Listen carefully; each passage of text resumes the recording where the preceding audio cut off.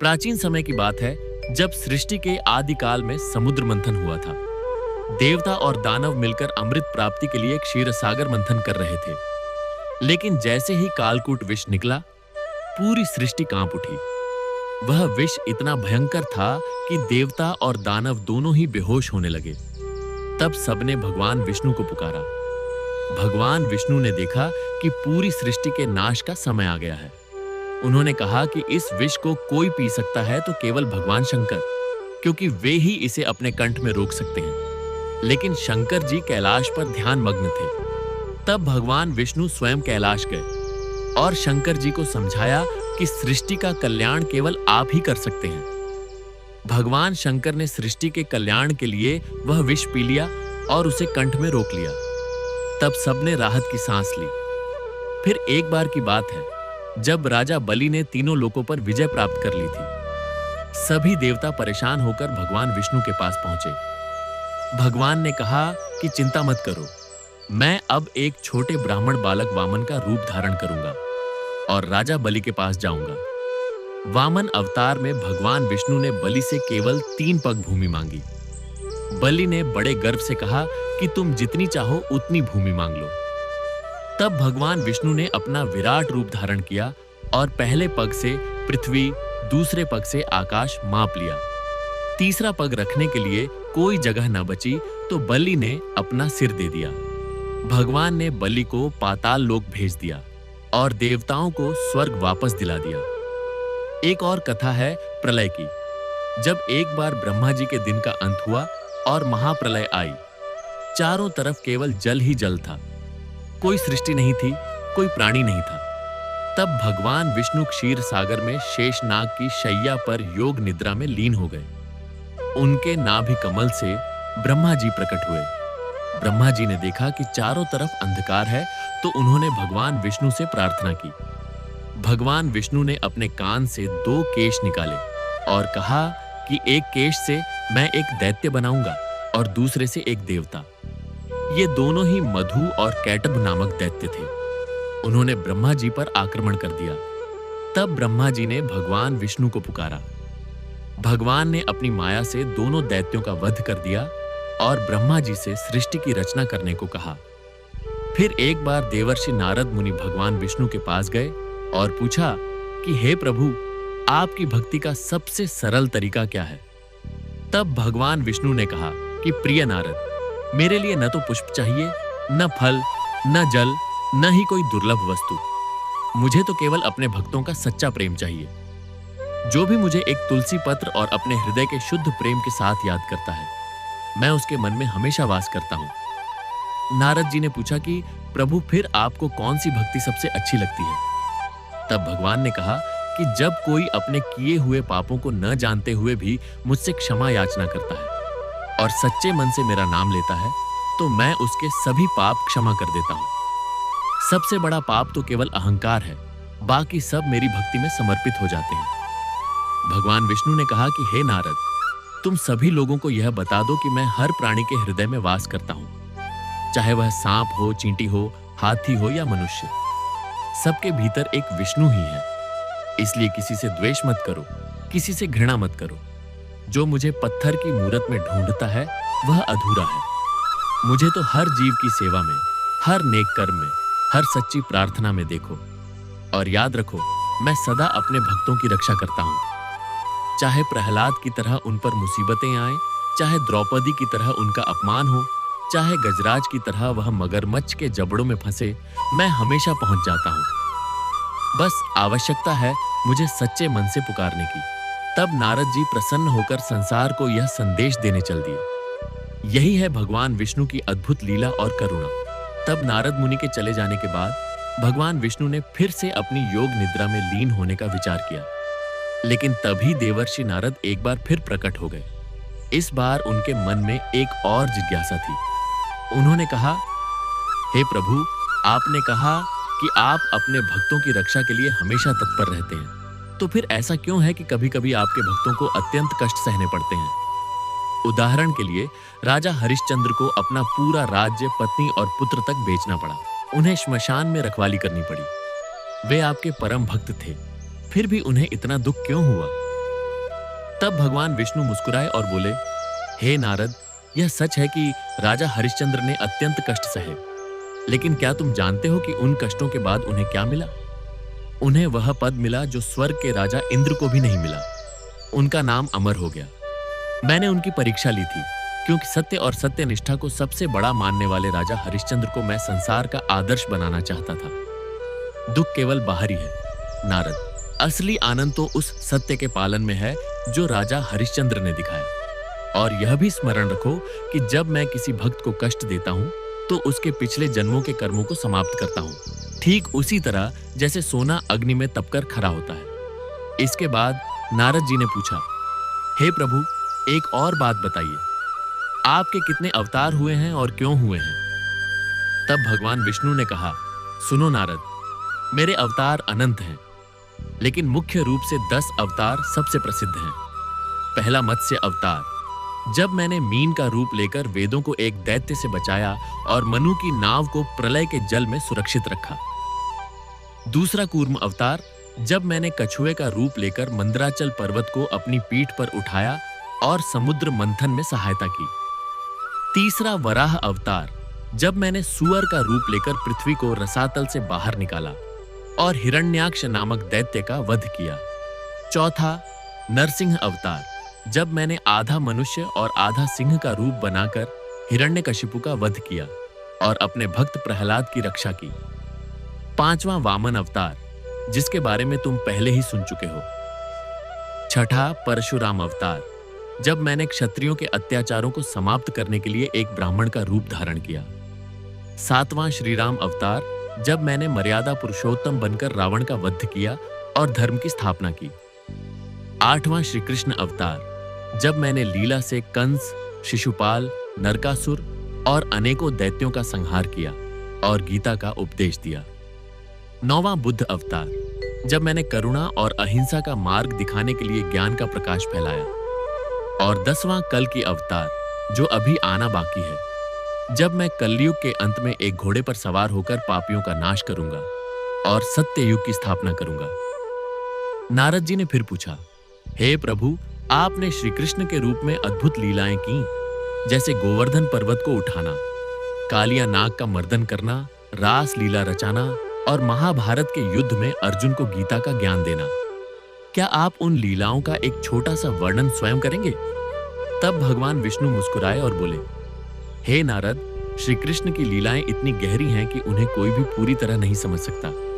लेकिन सुनो, जब मैं श्री कृष्ण बनकर आया तो मैंने संसार को सिखाया कि ईश्वर तक पहुंचने के कई रास्ते हैं। ज्ञान का रास्ता है, भक्ति का रास्ता है और कर्म का रास्ता है। गीता में मैंने अर्जुन से कहा कि तू अपने कर्तव्य से मुंह मत मोड़, युद्ध कर, लेकिन बिना फल की आसक्ति के। मैंने कहा कि मैं ही सबका आधार हूं, मैं ही समय हूं, मैं ही संहार हूं और मैं ही सृजन हूं। लेकिन साथ ही मैंने गोकुल में जाकर माखन चुराया, गोपियों के साथ रास रचाया, ताकि यह साबित हो सके कि ईश्वर के साथ संबंध प्रेम का है, नियमों और बंधनों का नहीं। प्रेम ही सबसे बड़ा धर्म है और प्रेम में कोई भेदभाव नहीं, कोई ऊंच नीच नहीं। नारद जी ने कहा, हे प्रभु, आपके इन वचनों से मेरा हृदय आनंदित हो गया। अब कृपया यह भी बताइए कि एक साधारण मनुष्य कैसे आपको प्राप्त कर सकता है, उसे क्या करना चाहिए और क्या नहीं करना चाहिए।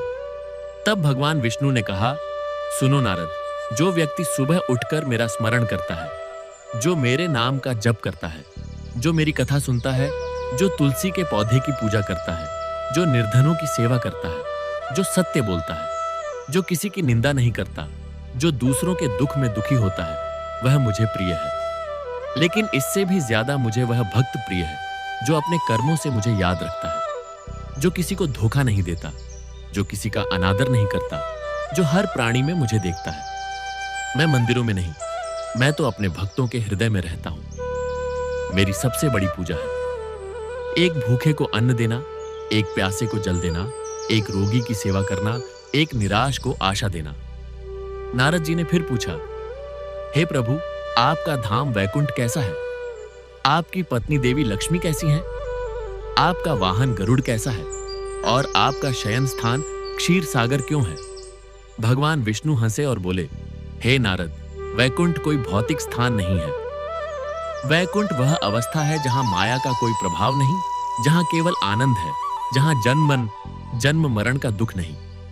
वैकुंठ उसी को मिलता है जो सांसारिक मोह को त्याग देता है। देवी लक्ष्मी मेरी शक्ति है, संपन्नता की देवी है। लेकिन स्मरण रखो कि लक्ष्मी उसी घर में निवास करती हैं जहां सत्य, शील और दया का वास हो। गरुड़ मेरी गति है, वे मुझे तीव्रता से हर जगह पहुंचाते हैं जहां मेरे भक्त मुझे पुकारते हैं। और क्षीर सागर का अर्थ है दूध का सागर, जो पवित्रता और अमृतत्व का प्रतीक है। मैं उसी में शेष नाग पर शयन करता हूं। शेष नाग अनंत काल का प्रतीक है, जिसका अंत नहीं। नारद जी प्रसन्न हुए और बोले, हे प्रभु, मैं अब संसार में जाकर सबको यही बताऊंगा कि भगवान विष्णु को पाने के लिए न तो धन चाहिए, न ऐश्वर्य चाहिए, न ही कोई दुर्लभ साधना। बस चाहिए तो एक सच्चा और पवित्र हृदय, जो प्रेम से एक तुलसी दल चढ़ाता है। भगवान उसके हर दुख को दूर कर देते हैं। जो सच्चे मन से विष्णु सहस्त्र नाम का पाठ करता है, उसके जीवन के सारे संकट समाप्त हो जाते हैं। जो हर शनिवार को बजरंग बली को भी याद करता है, क्योंकि हनुमान जी मेरे परम भक्त हैं, उनकी कृपा से भी मेरी प्राप्ति होती है। नारद जी ने फिर से भगवान विष्णु के चरणों में प्रणाम किया और संसार भर में यह अमृत संदेश फैलाने के लिए चल दिए। और भगवान विष्णु पुनः क्षीर सागर में शेषनाग की शैया पर योग निद्रा में लीन हो गए। लेकिन उनके कान हमेशा खुले रहते हैं, उनके हाथ हमेशा अपने भक्तों की रक्षा के लिए उठे रहते हैं, और उनका नाम हमेशा हर प्राणी के हृदय में गूंजता रहता है। जय श्री विष्णु, जय श्री हरि। तब नारद जी के जाने के बाद भगवान विष्णु ने सोचा कि चलो अब कुछ समय अपने भक्तों की लीलाओं को याद करते हैं।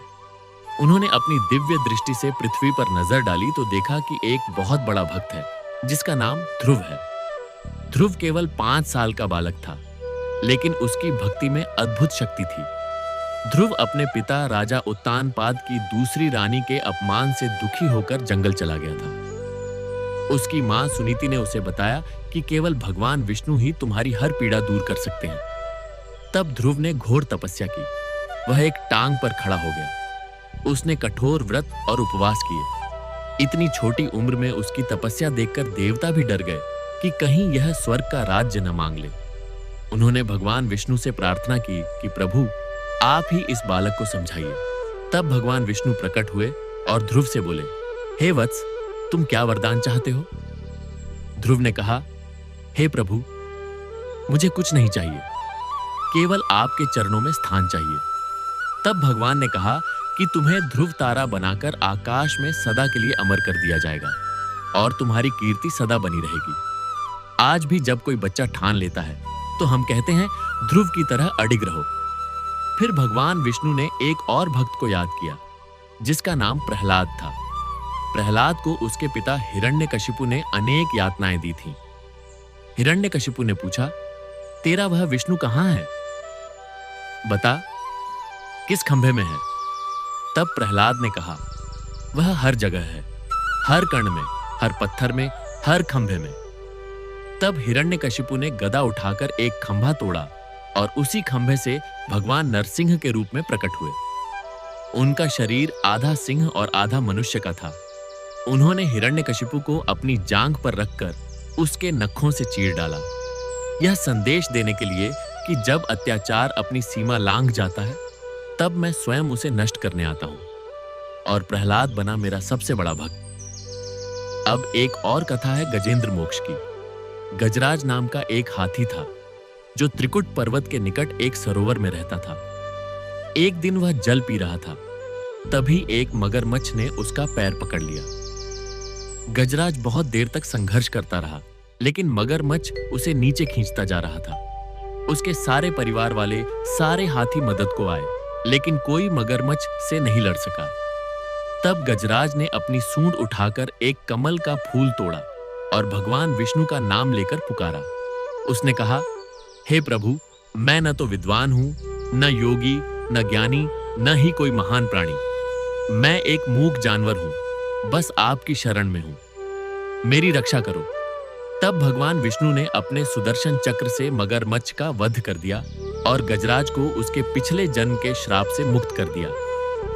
यहाँ संदेश ये है कि जब भक्त का पुकार सच्चा होता है तब उसकी योग्यता नहीं देखी जाती, बस उसका विश्वास देखा जाता है। अब भगवान विष्णु ने सोचा कि मुझे एक और बात बतानी चाहिए कि कैसे मैं अपने भक्तों की रक्षा के लिए कोई भी रूप धारण कर सकता हूं। एक बार मेरे परम भक्त प्रहलाद के पौत्र बलि ने तीनों लोकों पर अधिकार कर लिया था, लेकिन बलि एक दानवीर था। उसके दान और त्याग को देखते हुए मैंने वामन अवतार लेकर उससे 3 पग भूमि मांगी और फिर उसको सुखी कर दिया। यहाँ यह सीखने की बात है कि अहंकार से गिरावट आती है और दान से उन्नति, लेकिन दान भी सीमा के साथ करना चाहिए, नहीं तो लोभ तुम्हें पाताल ले जाएगा। फिर एक बार की बात है जब राजा परीक्षित को तक्षक नाग ने डंस लिया था। राजा परीक्षित के पुत्र राजा जन्मेजय ने सर्प यज्ञ करने का निश्चय किया। तब भगवान विष्णु ने अपने परम भक्त और महान विद्वान आस्तिक मुनि को भेजा। आस्तिक मुनि ने राजा जन्मेजय को समझाया कि हे राजन, किसी से बैर रखना पाप है, बदला लेने से कुछ हल नहीं होता।